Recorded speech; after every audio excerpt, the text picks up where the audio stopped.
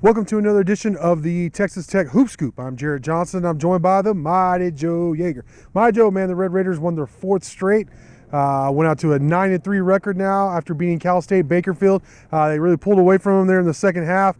Another slow start, which I guess we should just be used to at this point. But overall, Red Raiders looking pretty good as they head into Big 12 play. What's your overall take on Texas Tech right now?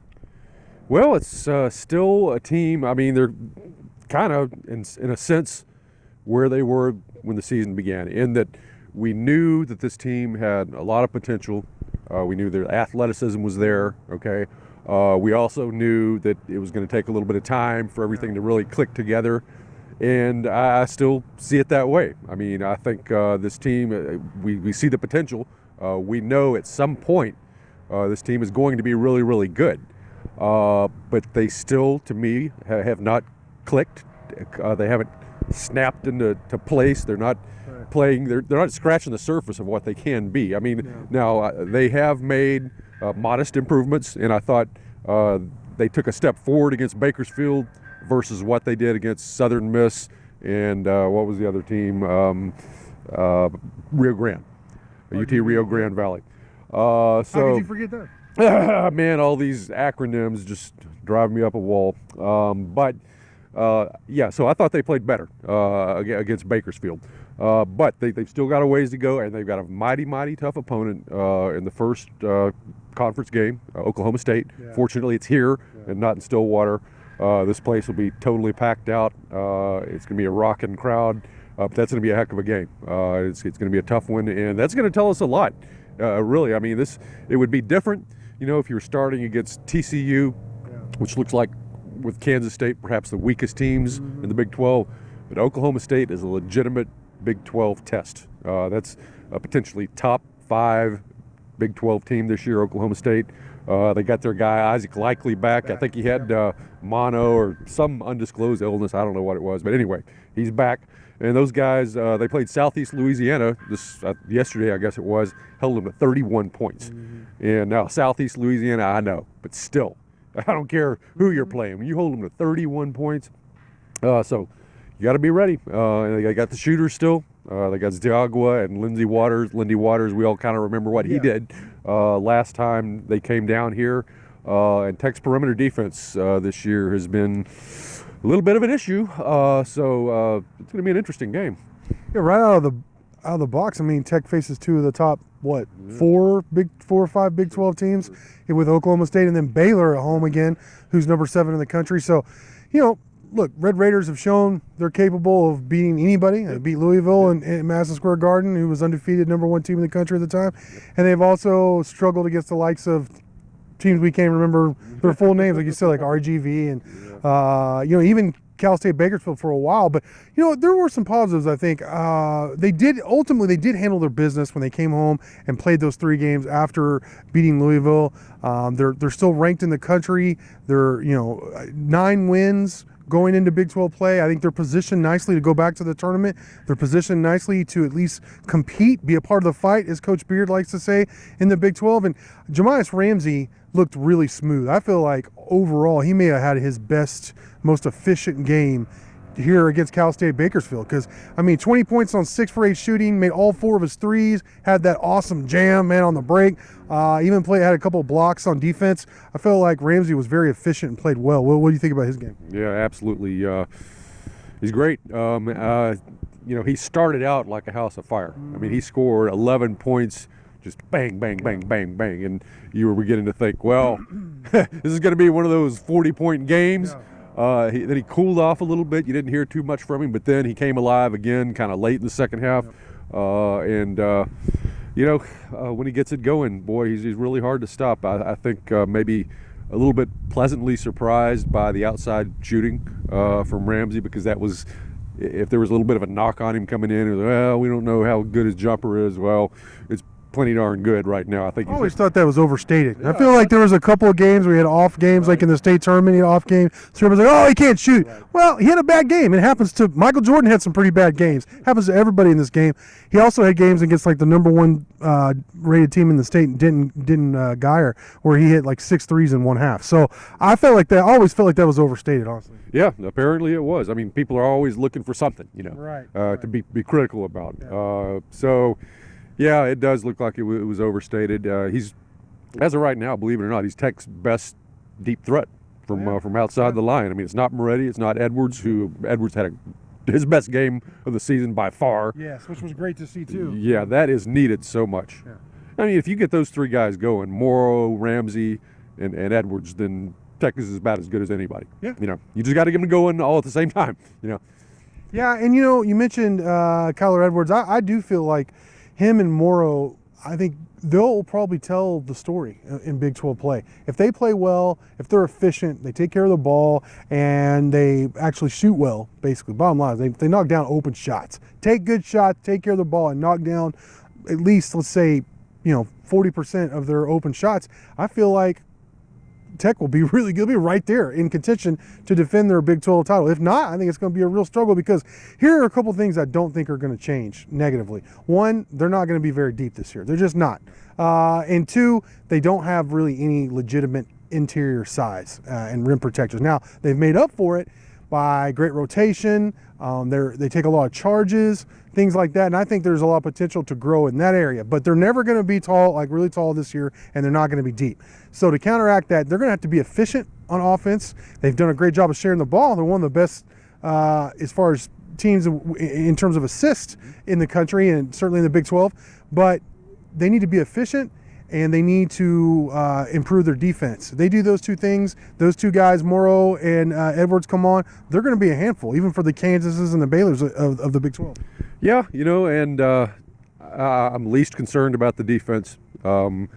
I think that's going to be there. Yeah. I mean, I'm with you, Joe. I'm not as concerned about the lack of height as I was going into the season. I'm really not. Right. Yeah. I mean, strangely enough, they got 6 block shots against the Jackrabbit, not the Roadrunners. I think they are. And they got them from a bunch of different guys. Mm-hmm. And you've got these guards that can block some shots too. So, and lots of length on the perimeter. So, you don't have the interior size, but across the board, it's not bad. And again, when you consider that Terrence Shannon is not 6'6", but is 6'7" or 6'8", it's okay. And at Tech does a really good job. I mean, Holyfield was excellent on defense. That was his best defensive game by far, in my opinion. Excellent position defense. He was great doubling down. It looked like he really understood the sort of defense that Beard and Mark Adams want to run. Looked like it was really clicking for him. Yeah. And he's capable of blocking a shot here and there as well. So he gives you, I think he can be a pretty good interior defender. And when you're helping down properly and you're doubling down there when you can, that can make up for the fact that you don't have Norris Odiasi and Tariq Owens back there. Right. Yeah, I mentioned the negative things I don't think is going to change. A couple of things I also don't think is going to change, and this is positive, is I think Terrence Shannon is going to be able to get to the rim and kind of impose his will through his athleticism and aggressiveness. I think as long as he stays aggressive, he's going to bring you, 10 points, 6 rebounds, that kind of, or he blocked a couple of shots. He looked really good against Cal State Bakersfield, who, say what you want to about them, they were pretty long and athletic. I mean, I was impressed with their length and athleticism. And then I also think Chris Clark's going to bring certain things to the table. I mean, him as a facilitator, a toughness, a leadership, obviously rebounding, which Tech needs. I feel like you could count on those 2 things. Now, Ramsey, I think his shot will be streaky, but I think he'll be a threat, which the opposing Big 12 teams are going to have to focus on. So I think, like we said, it's going to come back to will Kyler and Morrow knock down their open shots? If they do, man, they're going to be a handful, especially here at the USA where we're staying outside. As Joe mentioned, 14,000 kids aren't here. They're all spread back all over the state, all over the country. It doesn't matter. Cal State, Bakerfield, we could barely remember their name and their mascot. But man, fans still coming out in droves. 14,000 for that game during just winter break or Christmas break. That's just really impressive. Obviously, Oklahoma State's going, like you said, Joe, it's going to be rocking. Absolutely. So yeah, I mean the Beard talks about building the fan base, and that's accomplished. I mean, it's here. It's I was looking last year, the only team in the country, college basketball team in the country that had a facility as large or larger than the USA, and sold out every single home game was Kansas. Yeah, that's the only one. Kansas or Kentucky. That's the only. Even Kentucky didn't sell out all their games. Wow. So. I mean, and right now Tech is averaging well over 13,000. Wow. US. Which is more capacity than most of the other teams in the Big 12. Exactly. Wow. Yeah, and assuming this team doesn't go into some sort of a terrible death spiral or something, which I don't think is going to happen, then all the remaining games should sell out. I don't see why not. If you're getting 14,000 when the students aren't here for Bakersfield, then what are you going to do for every Big 12 opponent? Yeah. I mean, it's going to be 15,098. You can screaming, frothing at the mouth. There you go. Fans. You can book it. So Tech will wind up averaging well over 14,000 for the season, I think. So that's tremendous. That really is amazing. The Kentucky game obviously is going to be, like you said, fire marshal, man, is going to be bought and paid for with some Whataburger or whatever, something, maybe steak, something. You have to play that one in the Jones. They're going to be, falling out the windows and everything. People are going to be pouring out of this arena here. And, got this practice facility in the background too. So it kind of leads me to my next point is the future is really bright for Texas Tech basketball, and that's quite the understatement. We've talked about recruiting all the guys coming in. I just want to say as they start Big 12 play here this season, the other Big 12 teams better get Tech right now, because I don't think you're going to be able to get them very often moving forward. I think this team is not as good as last year's team, obviously the national runner-up. I do think it deserves its national ranking. I think it's the top half, probably top four in the Big 12, and I think I'm being conservative in saying that. I think for the next foreseeable future, judging on the recruiting classes, just the momentum of this program, this is as bad as Tech's going to be for the foreseeable future. So other Big 12 teams better get them right now. Get your licks in, because you're not going to be able to in the future. Would you say that's – I think I'm being kind of conservative, honestly, in saying that. We can really go overboard with how bright the future is for this program. Yeah, it's I agree with you 100%. Yeah. I mean, they're bad. I mean, bad is number 22, 23 in the country. Right. But this, I mean, it's going to be, this team is going to improve. It really is. It's one of the youngest teams in the Big 12. I don't think there's any doubt about it. So many newcomers replaced basically just everybody off that roster, except for a couple of guys. Yep. And so they should. I think they're making steady improvement. It's like 2 steps forward, 1 step back, 2 forward, 1 back. Yeah. It's going to be interesting to see how the team evolves and improves. Is there going to be one of those games where it just all comes together and clicks, and it's like lightning in a bottle, and okay, here we're ready to roll now? Because we kind of thought that was the way it was going to be against Louisville, and they kind of fell back again. So, or it could be a case where it's just steady, slow evolution over time, and you just don't know how it's going to play out. Absolutely. Good. Yeah, I can't wait to see how it does play out. Mighty Joe, great stuff from you as always. Thank y'all for watching, and until next time.